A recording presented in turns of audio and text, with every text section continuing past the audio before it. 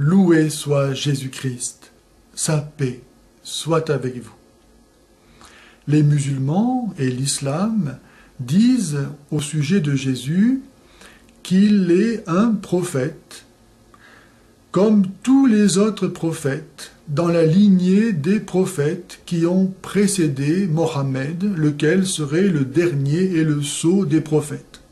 Et comme Mohammed et comme tous les prophètes, Jésus ne serait qu'un homme. Or, le Coran dément une telle affirmation. Par exemple, le Coran reconnaît que Jésus est né d'une vierge. Sourate 3, versets 37 à 47, Sourate 19, versets 15 à 21. Le Coran dit encore que Jésus est sans péché. Sourate 19, verset 19. Que Jésus a fait des miracles. Sourate 3, verset 49, Sourate 5, verset 110. Que Jésus est le Messie, c'est-à-dire le Sauveur du monde.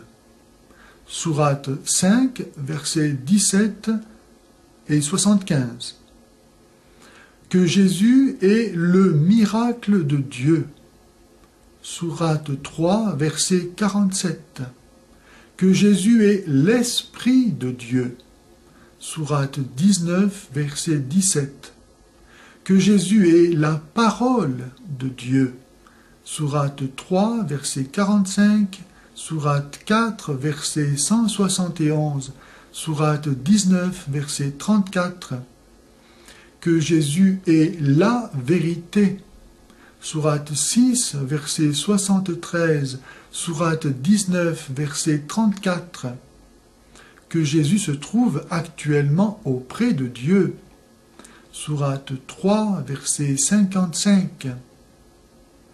Si donc Jésus n'est qu'un homme, comment peut-on lui attribuer de telles prérogatives?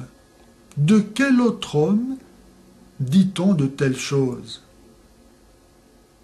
En fait, si le Coran reconnaît à Jésus de telles prérogatives, c'est qu'il est autre chose qu'un homme. Car quel homme est né d'une vierge? Quel homme est sans péché? Quel homme est le sauveur du monde? Quel homme peut faire des miracles? Quel homme est l'Esprit de Dieu? Quel homme est la vérité? Quel homme est la parole de Dieu? Quel homme est le miracle de Dieu? Quel homme est avec Dieu, en Dieu, aujourd'hui?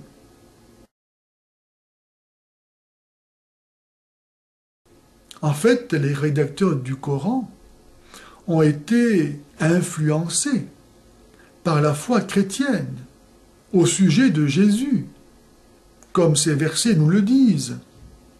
Foi chrétienne au sujet de Jésus qui n'est pas la foi musulmane, qui dit, elle, que Jésus n'est qu'un homme comme les autres hommes. Le Christ Jésus, en effet, n'est pas comme les autres hommes, ainsi que le Coran le dit. Il est Dieu. Dieu venu assumer cette création humaine que lui-même a faite et dont il n'a pas honte. Il en est responsable devant sa propre justice.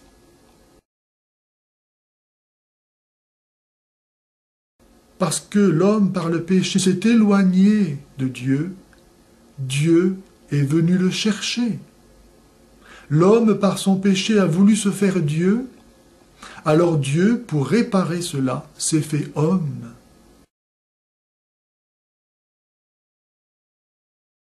Heureux, bienheureux, ceux qui savent voir en Jésus autre chose qu'un homme.